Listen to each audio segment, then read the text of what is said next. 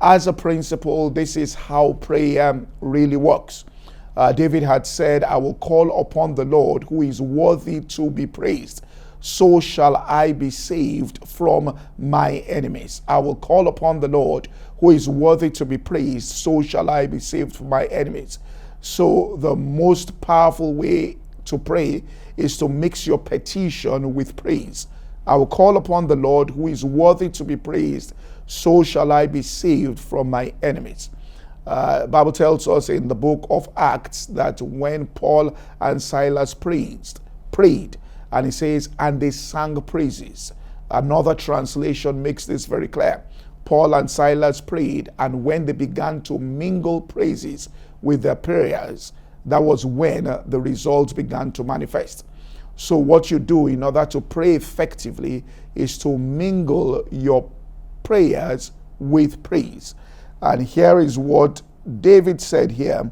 He said, I cried unto him with my mouth, and then he was extolled with my tongue. So he had fulfilled the basic demands in order to get the answer to the prayer. But then he now said something in verse 18 that is really powerful. He said, if I regard iniquity in my heart, the Lord will not hear me. Now, what's this iniquity that it's speaking about? This is where we're starting off from. What's the iniquity that he's speaking about? For he said, if I regard it inside my heart, the Lord will not hear me. For years, this scripture could have been quoted in such a way that it almost literally destroys faith in the heart of the person who is offering up the petition.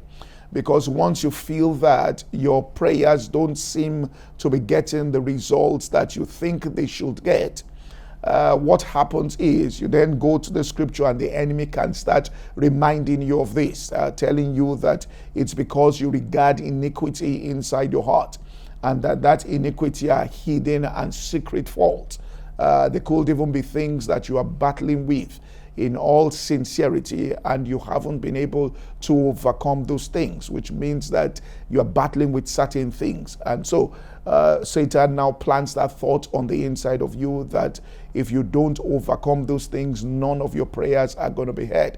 But it takes prayer to be able to even overcome them, because it takes the supply of the power of God into your being for you to be able to will and to do of God's good pleasure. And if these prayers therefore are now being hindered, all right, because you have this reoccurring problem within your life, then how are you going to get the power of God to overcome the reoccurring problem? Because the reoccurring problem stops the power of God from coming. So you are now trapped in that particular situation, all right, or trapped in that mindset. And so it's important we understand what David was speaking about when he said, if I regard iniquity in my heart, the Lord is not going to hear me. Now, what was this iniquity he was speaking about? It was speaking about something that was very clear and very precise, something that God frowned at deeply. Because God, the Bible tells us in James chapter 1, that if any man lacks wisdom, he should ask of God. And he says that God who giveth liberally and upbraideth not. The English words for that is God gives generously.